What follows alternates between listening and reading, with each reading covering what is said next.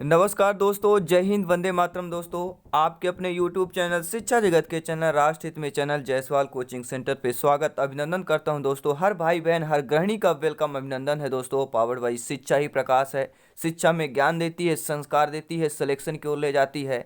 दोस्तों, हमें सभ्य नागरिक बनाती है। तो चलिए दोस्तों, बाल विकास प्रैक्टिस सेट की बात कर लेते हैं, CDP की बात कर लेते हैं। चाइल्ड डेवलपमेंट एंड पेडागोजी का प्रैक्टिस सेट नंबर 11 है। हर एक क्वेश्चन, हर एक कंसेप्ट आज की क्लास का गोल्डन वीडियो होगा। हर एक प्रश्न, हर एक कंसेप्ट आपके सिलेबस, आपके एग्जाम पैटर्न पर है, क्योंकि यहाँ पर सिलेक्शन सर्वोपरि है। दोस्तों, पिछले प्रैक्टिस सेट आप किसी कारण की वजह से या पहली बार चैनल पे विजिट कर रहे हैं तो चैनल को सब्सक्राइब करने के साथ इसके साथ साथ आप पिछले प्रैक्टिस भी देख सकते हैं। अदर जो सब्जेक्ट है उनकी भी प्रैक्टिस सेट देख सकते हैं। तो इस वीडियो को देखिए, अंत तक 30 प्रश्न अटेंड करके जाइए। फिर अंत में आपको यहाँ पे आई बटन पे लिंक मिलेगा, आप लोग क्या है पिछली क्लासेज या पिछले प्रैक्टिस सेट देख सकते हैं। तो चलिए दोस्तों, शुरू करते हैं। 30 प्रश्नों का यह प्रैक्टिस सेट 30 नंबर की क्लास है। पहला प्रश्न आपकी स्क्रीन पर है कि एक बालक अधिक सीखता है यदि उसे पाठ्य पुस्तक के माध्यम से पढ़ाया जाए, कंप्यूटर से पढ़ाया जाए, या व्याख्यान विधि से पढ़ाया जाए, या क्रिया विधि से पढ़ाया जाए। तो एक बालक दोस्तों अधिक सीखता है यदि उससे किसे पढ़ाया जाएगा, तो उसे अगर क्रिया विधि से पढ़ाया जाता है तो बालक क्या है, सर्वाधिक सीखता है। ठीक है, क्योंकि आप लोग जानते हैं कि शिक्षण कार्य की प्रक्रिया जो है विधिवत अध्ययन शिक्षा शास्त्र या शिक्षण शास्त्र पेडागोजी कहलाती है, और इसमें अध्यापन की शैली या नीतियों का अध्ययन किया जाता है। शिक्षक अध्यापन कार्य करता है तो वह इस बात का ध्यान रखता है कि अधिगमकर्ता को अधिक से अधिक समझ में आवे। तो आपका राइट ऑप्शन क्या हो जाएगा, डी ऑप्शन सही हो जाएगा। अगला प्रश्न दोस्तों पूछा जा रहा है कि कक्षा कक्ष में शिक्षक प्रयास करता है। आप सभी लोग भावी अध्यापक अध्यापिकाएं हैं, शिक्षक बंधु हैं, तो ये बताइए कक्षा कक्ष में आप लोग जो है प्रयास करते हैं, छात्रों को अनुभव प्रदान करने का प्रयास करते हैं, छात्रों में सहायक अधिगम वातावरण देने का प्रयास करते हैं, छात्रों में चिंतन का अवसर देने का प्रयास करते हैं, यह उपरोक्त सभी। तो आप शिक्षक या शिक्षिका होने के नाते आप कक्षा कक्ष में क्या करते हैं, छात्रों को जो अनुभव प्रदान करने की भी कोशिश करते हैं, छात्रों में सहायक अधिगम वातावरण देने का भी प्रयास करते हैं, और छात्रों को चिंतन का अवसर देने की, छात्र स्वयं सोचे और उत्तर दे, इसका भी आप क्या है प्रयास करते हैं। तो उपरोक्त सभी हो जाएगा, आप लोगों का यहाँ पर डी ऑप्शन सही हो जाएगा। आइए देखते हैं अगला प्रश्न दोस्तों। हर एक प्रश्न इंपॉर्टेंट है मेरे प्यारे मित्र। उम्मीद है दोस्तों आप लोगों ने अभी तक वीडियो को दिल से लाइक कर दिया होगा। बहुत बहुत धन्यवाद दोस्तों। अगला प्रश्न देख लेते हैं। शिक्षा के दो प्रमुख उद्देश्य बताना है कि बालक में विषयों का ज्ञान व उनका मानसिक विकास करना, विषयों का ज्ञान देना व परीक्षा के लिए तैयार करना, या विषयों का ज्ञान देना व उनको कंठस्थ करवाना। यह आपका डी ऑप्शन, विषयों का ज्ञान देना व व्यवसायिक कौशल का विकास करना। तो शिक्षा के दो प्रमुख उद्देश्य कौन कौन से हैं, सभी लोग कमेंट करेंगे, आप लोग भी नीचे कमेंट करेंगे, और अंत में बताना है कि 30 में से आज का स्कोर इसमें आपका कितना है। ठीक है, कौन कौन यहाँ पे क्रैक कर रहा है टीटी एग्जाम को, I can do it, I do it, hashtag आपको कमेंट करना है। शिक्षा के दो दो प्रमुख उद्देश्य आपके कौन होते हैं, पहला होता है बालक में विषयों का ज्ञान और उनका मानसिक विकास करना। आप शिक्षक होने के नाते शिक्षा के दो प्रमुख उद्देश्य होते हैं कि बालकों में क्या करना, विषयों का ज्ञान और उनकी मानसिक विकास करना। ठीक है, शिक्षा मनुष्य के भीतर अच्छे विचारों का निर्माण करती है, इसीलिए बोलता हूँ पावर्ड बाई शिक्षा ही प्रकाश है। शिक्षा मनुष्य के भीतर अच्छे विचारों का निर्माण करती है।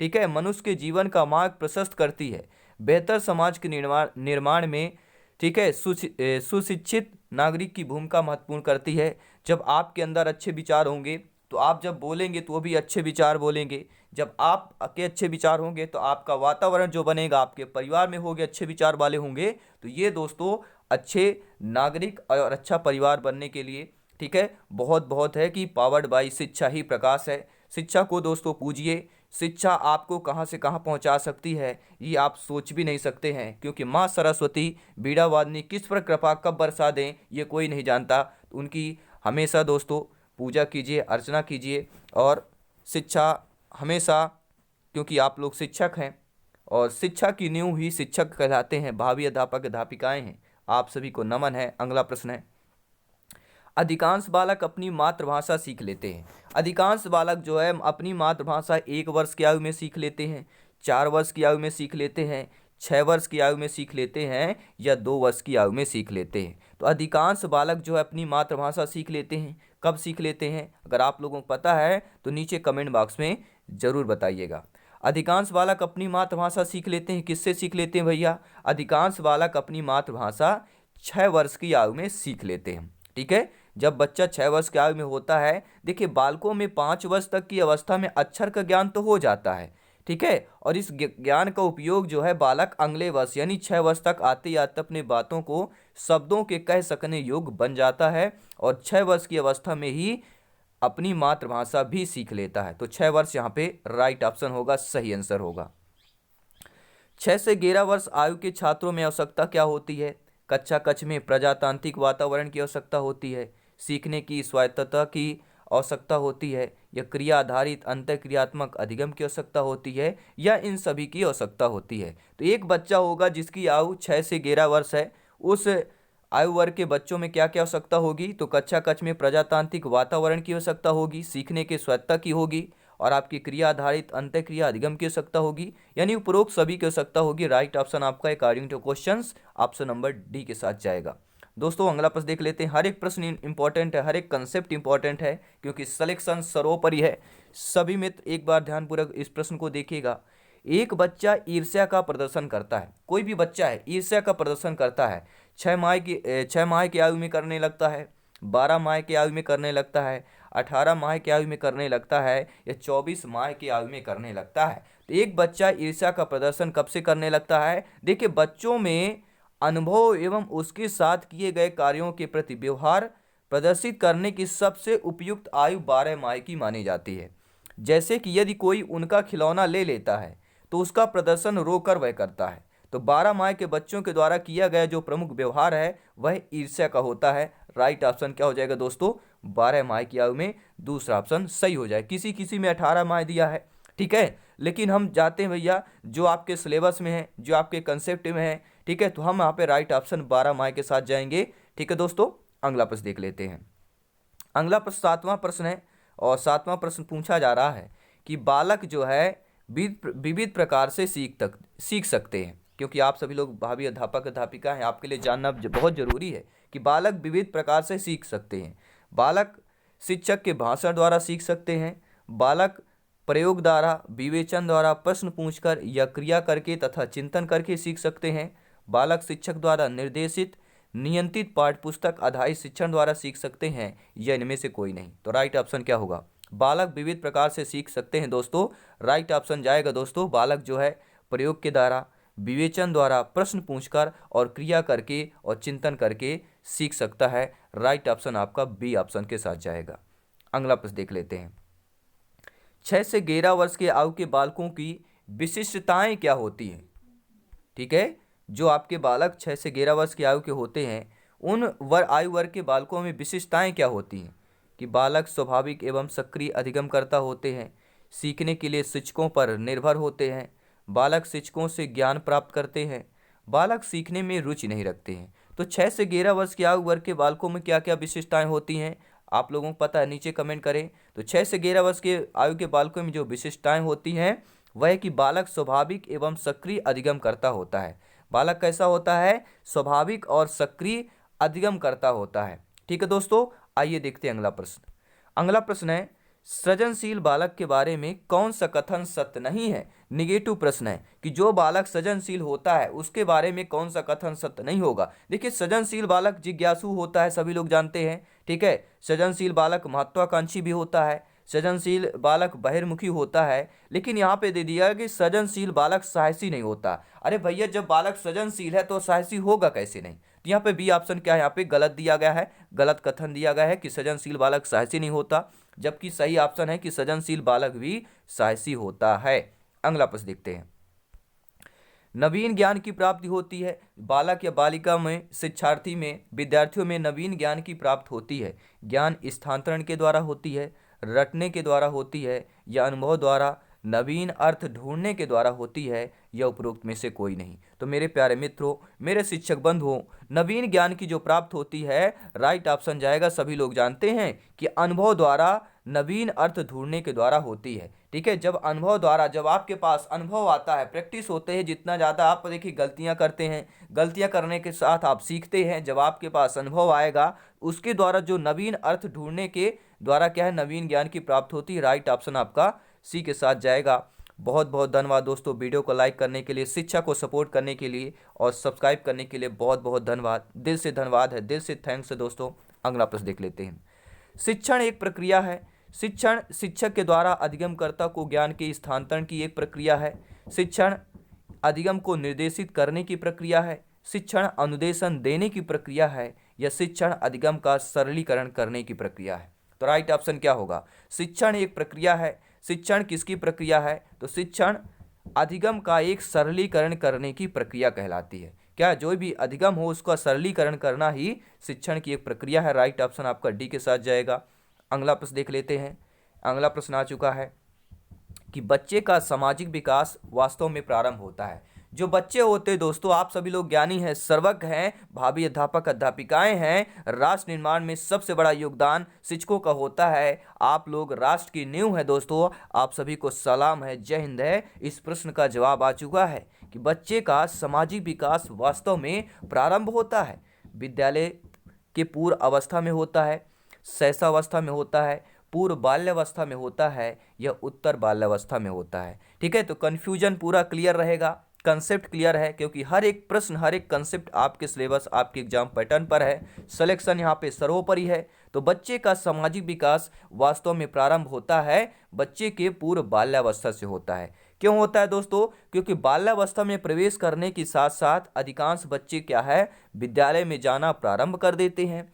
अब उनका सामाजिक दायरा बहुत विस्तृत हो जाता है, क्योंकि परिवार आस पड़ोस से छोड़ के जब विद्यालय में जब जाने लगते हैं तो उनका सामाजिक दायरा क्या होता है, विस्तृत रूप में हो जाता है। तो इस अवस्था में बालकों में क्या है, सामाजिक चेतना यथेष्ट का विकास होता है। दूसरों के साथ समायोजन के लिए आवश्यक जो सामाजिक गुण हैं, ठीक है, उनमें भी पनपने लगते हैं समायोजन के लिए, कि दूसरे के साथ समायोजन कैसे कर पाएं। तो ये पूर्व बाल्यावस्था हो जाएगा। राइट ऑप्शन आपका सी के साथ जाएगा। अगला प्रश्न देख लेते हैं। प्राथमिक कक्षा के बालकों के लिए शिक्षण की उपयुक्त विधि कौन होगी? हम प्राथमिक कक्षा के बालकों के लिए कर रहे हैं, प्राथमिक कक्षा के बालकों के लिए कर रहे हैं, 1 से लेकर 5 तक के विद्यार्थियों की बात कर रहे हैं कि शिक्षण की उपयुक्त विधि होगी। प्रयास एवं भूल विधि होगी, अनुकरण विधि होगी, व्याख्यान विधि होगी, तो खेल विधि होगी। अगर प्राथमिक शिक्षा में शिक्षण से संबंधित कोई विधि आती है और खेल विधि अगर आपका ऑप्शन दिया तो पहले ऑप्शन उस पर खोज करना है, तो खेल विधि होगा। यहाँ पे डी ऑप्शन सही होगा, क्योंकि मेरे सभी प्यारे मित्र जानते हैं कि प्राथमिक कक्षाओं में विषय वस्तु की नीरसता दूर करने के लिए शिक्षण में खेल एवं मनोरंजन विधि का प्रयोग करना सर्वाधिक उपयुक्त होता है। खेल एवं मनोरंजन विधि में अधिगम के साथ साथ बच्चों में समायोजन की क्षमता का भी विकास होता है। इसलिए दोस्तों प्राथमिक कक्षा के बालकों के लिए शिक्षण की उपयुक्त विधि आपकी खेल विधि हो जाएगी। डी ऑप्शन यहाँ पर सही हो जाएगा। बहुत बहुत धन्यवाद दोस्तों। अगला प्रश्न है, भारतवर्ष में प्राइमरी शिक्षा निम्नलिखित पर बल देती है। जो हमारी भारतवर्ष में है, जो हमारे देश में प्राइमरी शिक्षा निम्नलिखित पर बल देती है। किस पर बल देती है? बोध का विकास करने में बल देती है, आध्यात्मिक पक्ष पर बल देती है, विवेचनात्मक चिंतन का विकास करने में, या रटने को प्रेरित करने में। तो मैं आपको बता देना चाहता हूं दोस्तों, हम प्राइमरी लेवल की बात कर रहे हैं, तो हमारे देश में, हमारे भारतवर्ष में प्राइमरी लेवल में जो शिक्षा पर बल दी जाती है, हम आप लोग शिक्षक हैं, ठीक है, भावी अध्यापक अध्यापिका आप ट्यूशन पढ़ाते होंगे, ठीक है, आप कहीं ना कहीं प्राइवेट में शिक्षा कहीं ना कहीं प्रदान कर रहे होंगे, ठीक है, शिक्षा को दान कर रहे होंगे, शिक्षा को शेयर कर रहे होंगे, ठीक है। तो आप लोग ये जानते हैं कि आप लोग बच्चे से बोलते हैं कि बच्चा ये का लिखा हुआ है, तो बच्चे को रटाते हैं, बच्चे को आप क्या करते हैं, रटने को प्रेरित करते हैं कि बच्चा भी का बोले, बच्चा भी का बोले। बच्चे को बोलेगे बच्चा ये 1 लिखा हुआ है, ये 2 लिखा हुआ है, आप लोग क्या कर रहे हैं, आप लोग प्रेरित कर रहे हैं, उसे रटने के लिए प्रेरित कर रहे हैं। यानी भारतवर्ष में प्राइमरी शिक्षा पर किस पर बल दी जाती है? तो रटने को प्रेरित करने पर बल दी जाती है। राइट ऑप्शन आपका डी हो जाएगा दोस्तों। जी हाँ, बहुत बहुत धन्यवाद। अगला प्रश्न देख लेते हैं कि शिक्षण और अधिक प्रभावी हो सकता है यदि। दोस्तों आप लोग शिक्षक शिक्षिका हैं, अध्यापक अध्यापिका हैं, ये बताइए कि शिक्षण और अधिक प्रभावी हो सकता है यदि छात्रों को स्वयं कार्य करने की स्वायत्तता व नियंत्रण दिया जाए, यदि छात्र अधिगम शिक्षक द्वारा निर्देशित एवं नियंत्रित हो, यदि शिक्षक तथ्यों की व्याख्या करने में केंद्रीय भूमिका निभाए, यदि शिक्षक अधिगम को निर्देशित करे। तो क्या होगा यहाँ पे सही जवाब? शिक्षण और अधिक प्रभावी हो सकता है यदि क्या होना चाहिए दोस्तों? यदि छात्रों को स्वयं कार्य करने की स्वतंत्रता या नियंत्रण दिया जाए। कि छात्र स्वयं कार्य करे, आप स्वयं जिस तरह आपको करना हो आप स्वयं नियंत्रित करें, तो यह क्या हो सकता है, शिक्षण को और अधिक इस तरह से प्रभावी बनाया जा सकता है दोस्तों। राइट ऑप्शन आपका पहला ऑप्शन यहाँ पर सही हो जाएगा। बहुत बहुत धन्यवाद दोस्तों। अगला प्रश्न है, अधिगम एक प्रविधि है। अधिगम जो होती है दोस्तों वह एक प्रविधि है, तथ्यों को याद करने की प्रविधि है, पाठ्य पुस्तक में दिए गए विषयों को याद करने की प्रविधि है, अनुभव द्वारा अर्थ निर्माण करने की प्रविधि है, या परीक्षा की तैयारी करने की प्रविधि है। तो मेरे प्यारे मित्रों, अधिगम एक प्रविधि है, अधिगम एक अनुभव द्वारा अर्थ निर्माण करने की प्रक्रिया है। अनुभव द्वारा अर्थ निर्माण करने की क्या है, आपका ये अर्थ लिखा हुआ यहाँ पे मिसप्रिंट हुआ है, ठीक है। तो अनुभव द्वारा अर्थ निर्माण करने की प्रक्रिया ही अधिगम की एक प्रविधि कहलाती है। राइट ऑप्शन आपका सी के साथ जाएगा। अगला प्रश्न देख लेते हैं क्या दिया गया है। प्रतिभावान बालक की बुद्धिलब्ध होती है। जो बालक प्रतिभावान होते हैं उनकी बुद्धिलब्ध कितनी होती है, 130 होती है, 140 होती है, 125 होती है, या 120 होती है। तो प्रतिभावान बालकों की बुद्धिलब्ध जो है आईक्यू कितनी होती है, वह आपकी 125 होती है। प्रतिभावान अगर शब्द आता है तो 125 पे क्लिक करना है, सी ऑप्शन यहाँ पर सही हो जाएगा। अगला प्रश्न है, विद्यार्थी का विकास जो है निर्भर करता है, वंशानुक्रम पर निर्भर करता है, वातावरण पर निर्भर करता है, वंशानुक्रम एवं वातावरण दोनों पर निर्भर करता है, या उपरोक्त में से कोई नहीं। तो आप लोग जानते हैं दोस्तों कि विद्यार्थी का विकास जो निर्भर करता है वंशानुक्रम पर भी पड़ता है और वातावरण पर भी पड़ता है, यानी सी ऑप्शन यहाँ पे सही हो जाएगा। वंशानुक्रम एवं वातावरण दोनों पर पड़ता है विद्यार्थी का विकास जो होता है, बालक का जो विकास होता है।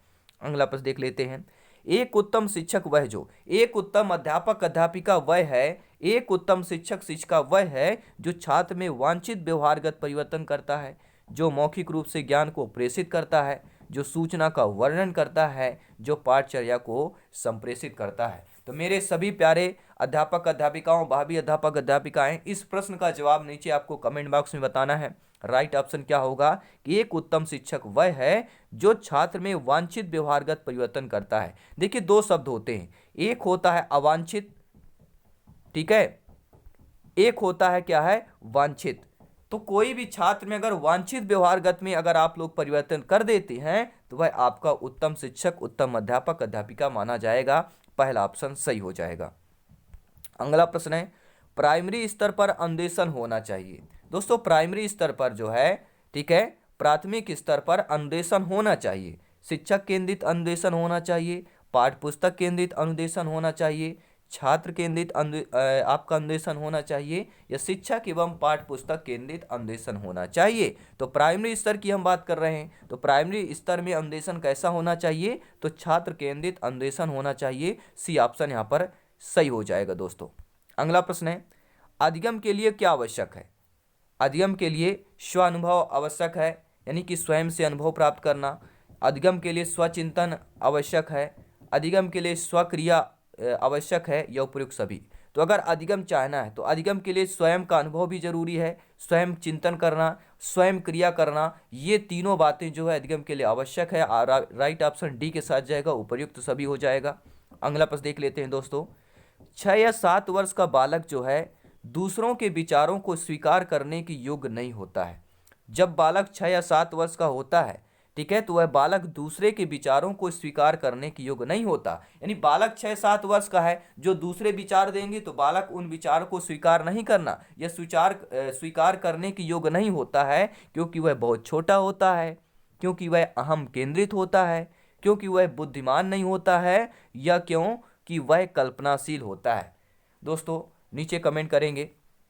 राइट ऑप्शन क्या हो जाएगा दोस्तों, 6 या 7 वर्ष का बालक दूसरे के विचारों को स्वीकार करने के योग्य नहीं होता, क्योंकि वह अहम केंद्रित होता है। बी ऑप्शन यहाँ पर सही हो जाएगा।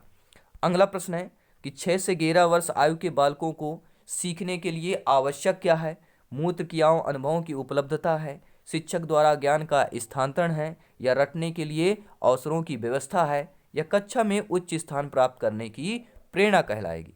तो 6 से 11 वर्ष की आयु के बालकों में सीखने के लिए क्या आवश्यक है मित्रों, तो इसके लिए सीखने की आवश्यक है मूत्र क्रियाओं की आवश्यकता है और अनुभवों की उपलब्धता है। जो बालक या बालिकाएं शिक्षक होते हैं, ठीक है, शिक्षकों के लिए आवश्यक है कि बालक जो बालिकाएं होती हैं उसके लिए बताना कि जो बच्चे 6 से 11 वर्ष आयु के होते हैं उनमें सीखने के लिए आवश्यक है मूर्त क्रियाएं और अनुभव की उपलब्धता। यह आप सभी शिक्षकों के लिए बहुत ही जरूरी है जानना। पहला ऑप्शन सही हो जाएगा। अगला प्रश्न देख लेते हैं दोस्तों। निम्न में से किसकी भूमिका जो है पूर्व बाल्यावस्था में बालक के संवेगात्मक विकास हेतु सर्वाधिक महत्वपूर्ण होती है? मेरे प्यारे मित्र सभी लोग कमेंट करेंगे यहाँ पर कि किसकी भूमिका जो है पूर्व बाल्यावस्था में बालक के संवेगात्मक विकास हेतु। बालक की कैसी है भैया, पूर्व बाल्यावस्था में है और पूर्व बाल्यावस्था की आयु में बालक में संवेगात्मक विकास हेतु सर्वाधिक महत्वपूर्ण भूमिका किसकी होती है? अध्यापकों की होती है, संगी साथियों की होती है, पड़ोसियों की होती है या माता पिता की होती है? तो भैया हम पूर्व बाल्यावस्था की बात कर रहे हैं। पूर्व बाल्यावस्था में बालक के संवेगात्मक विकास हेतु सर्वाधिक महत्वपूर्ण परिवार में उसके माता पिता की होती है। यहाँ पर डी ऑप्शन यहाँ पर सही हो जाएगा। राइट ऑप्शन आपका डी होगा, क्योंकि बच्चे सुनते पहले क्या है, माता पिता की सुनते हैं। माता पिता का जो परिवार का वातावरण रहता है बालक उसके ही संवेगात्मक, उसी के अनुसार बालक में संवेगात्मक विकास होता है। तो राइट ऑप्शन आपका डी के साथ जाएगा, क्योंकि ज़्यादा से ज़्यादा समय पूर्व बाल्यावस्था में बच्चा परिवार यानी माता पिता के साथ ही व्यतीत करता है। अगला प्रश्न है दोस्तों, शिक्षा मनोविज्ञान है। शिक्षा मनोविज्ञान जो है आपका विशुद्ध विज्ञान है, व्यवहारिक विज्ञान है, मानक विज्ञान है या उपयुक्त में से कोई नहीं? तो सही जवाब, सही आंसर आ चुका है कि शिक्षा मनोविज्ञान सभी लोग जानते हैं यह एक व्यवहारिक ज्ञान कहलाता है। राइट ऑप्शन आपका बी के साथ जाएगा। और अगला प्रश्न आप लोगों से कह रहा है, 5 प्रश्न और हैं, ध्यानपूर्वक वीडियो को अंत तक देखिए, अच्छी तैयारी के साथ जाइए। ठीक है, अच्छी हेल्थ, अच्छा स्वास्थ्य बनाइए, अच्छी तैयारी कीजिए और सिलेक्शन पाइए। दोस्तों अगर आप हर एक प्रश्न अच्छे तरीके से, हर एक प्रैक्टिस सेट अटेंड कर रहे हैं, सब्सक्राइब करने के साथ बेल आइकन प्रेस कर रहे हैं ताकि हर एक वीडियो का नोटिफिकेशन आपको मिले, तो आप सिलेक्शन नहीं यहाँ पे टॉप रैंक भी हासिल कर सकते हैं। ये आपके लिए मौका है दोस्तों अपने आप को प्रूव करने का, अपने आप को साबित करने का कि yes I can do it, I can crack do it for TT exam. ठीक है दोस्तों, अब इस प्रश्न का जवाब जान लेते हैं कि व्यक्तित्व मापन का स्याही धब्बा परीक्षण है। व्यक्तित्व मापन का स्याही धब्बा परीक्षण है आत्मनिष्ठ परीक्षण है, वस्तुनिष्ठ परीक्षण है, प्रक्षेपण आपका परीक्षण है या इनमें से कोई नहीं होगा? तो मेरे सभी प्यारे मित्र, मेरे सभी भावी अध्यापक अध्यापिकाएं, शिक्षक बंधु, व्यक्तित्व मापन का जो स्याही धब्बा परीक्षण कहलाता है वह आपका प्रक्षेपण परीक्षण कहलाता है। राइट ऑप्शन, जब भी धब्बा आ जाए तो प्रक्षेपण के ऑप्शन पे क्लिक कर देना है। अगला प्रश्न है कि जो 6 से 11 वर्ष के आयु के वर्ग के लिए अधिगम क्या होगा? जो बालक बालिकाएं 6 से 11 वर्ष के आयु के होते हैं इस वर्ग में उनके लिए अधिगम जो है ज्ञान निर्माण की एक सक्रिय प्रक्रिया है, निष्क्रियता से रटने की प्रक्रिया है, कक्षा कक्ष में ध्यानपूर्वक सुनने की प्रक्रिया है या पाठ्य पुस्तक का अध्ययन करने की प्रक्रिया है? तो 6 से 11 वर्ष आयु के वर्ग के बच्चों के लिए अधिगम क्या होगा? तो अधिगम होता है ज्ञान निर्माण करने की एक सक्रिय प्रक्रिया कहलाती है। ठीक है, ये भी आ सकता है कि ज्ञान निर्माण करने की एक सक्रिय प्रक्रिया जो किस आयु के वर्ग के बच्चों में होती है। ठीक है, तो आपका राइट ऑप्शन होगा 6 से 11 वर्ष आयु के बच्चों में अधिगम के लिए। अगला प्रश्न क्या दिया गया है कि बालकों में अधिगम होता है, जो बालक होते हैं उनको अधिगम जो है उनमें ज्ञान को रटने से होता है, पाठ्य पुस्तक को पढ़ने से होता है, शिक्षक द्वारा ज्ञान के स्थानांतरण द्वारा होता है या क्रिया करके होता है? तो सभी लोग जानते हैं भैया बालकों में जो अधिगम होगा आप अपने से लगाएं, आप अपने से लगाएं। जब आप कोई क्रिया करेंगे तभी ना पता चलेगा भैया। जब हम 2+2 करेंगे, इसको बराबर हम 4 करेंगे तभी हमें पता चलेगा। हमें पता चलेगा कि 1 लीटर दूध है, 1 लीटर दूध है, ठीक है, उसमें हमने आधा लीटर और दूध डाल दिया, आधा लीटर और दूध, यहाँ पे 1/2 लीटर और दूध डाल दिया। अब बताए कि टोटल कितना दूध हो गया? बच्चे से पूछेंगे तो बच्चा अगर जानता है, बच्चा अगर क्रिया किया होगा तो उसको पता होगा कितना हो जाएगा, 1 सही 1/2 यानी कि 1.5 लीटर हो जाएगा। कितना हो जाएगा दोस्तों? 1.5 लीटर, 1.5 लीटर होगा। तो ये क्या होता है? ये क्रिया करके बनता है, यानी कि बालकों में जो अधिगम होता है वह क्रिया करके होता है। डी ऑप्शन यहाँ पर सही हो जाएगा। अगला प्रश्न देख लेते हैं, अधिगम प्रभावशाली रूप में होता है यदि? दोस्तों यदि कोई अधिगम है प्रभावशाली रूप में होता है यदि बच्चे को सीखने के लिए तत्पर किया जाए, बच्चा जो वह सीखता है उसे दोहराया जाए, बच्चा संतुष्ट अनुभव करे या बच्चा उपर्युक्त सभी करे। तो अधिगम अगर प्रभावशाली रूप में होता है, अधिगम प्रभावशाली रूप में होता है यदि बच्चों को सीखने के लिए तत्पर किया जाए, बच्चा जो वह सीखता है उसे दोहराया जाए, बच्चा संतुष्ट भी अनुभव करे। तो उपयुक्त सभी जो है बच्चा अगर करता है तो अधिगम प्रभावशाली रूप में होता है। डी ऑप्शन सही हो जाएगा। दोस्तों तीसवां प्रश्न है कि वृद्धि के बारे में क्या सही नहीं दिया गया है। देखिए नेगेटिव प्रश्न है, ठीक है। वृद्धि के बारे में क्या सही नहीं दिया गया है, तो यह जानना बहुत ही जरूरी है दोस्तों। अभिवृद्धि जो है शारीरिक होती है, बिल्कुल सही बात है। अभिवृद्धि शारीरिक होती है। अभिवृद्धि मात्रात्मक होती है, बिल्कुल सही बात है। अभिवृद्धि मात्रात्मक होती है। अभिवृद्धि मापनीय होती है, बिल्कुल हम मान लेते हैं भैया। चलिए अभिवृद्धि, आपकी अभिवृद्धि को मापा जा सकता है कि अगर 5 वर्ष का बालक है उसको बोल दें आप 5 वर्ष का बालक है, कितनी उसकी है 20 किलो बोलते हैं इसका वेट है। जब बच्चा 10 वर्ष का पहुंचता है उसका वेट 25 से 30 पहुंच जाता है। यानी कि क्या हुआ, मापनीय है, अभिवृद्धि को मापा जा सकता है। अभिवृद्धि जीवन पर्यंत चलने वाली प्रक्रिया है, ये तो यहाँ पे कतई नहीं है भैया। ये बताइए कोई भी व्यक्ति अगर 25 वर्ष का है, उसका वेट अगर 60 से 70 तक किलो है, ठीक है, तो क्या यह सही होगा कि यह वेट अगर वह 40 वर्ष का होगा या 60 वर्ष का होगा तो उसका वेट 80 से 90 पहुंच जाएगा।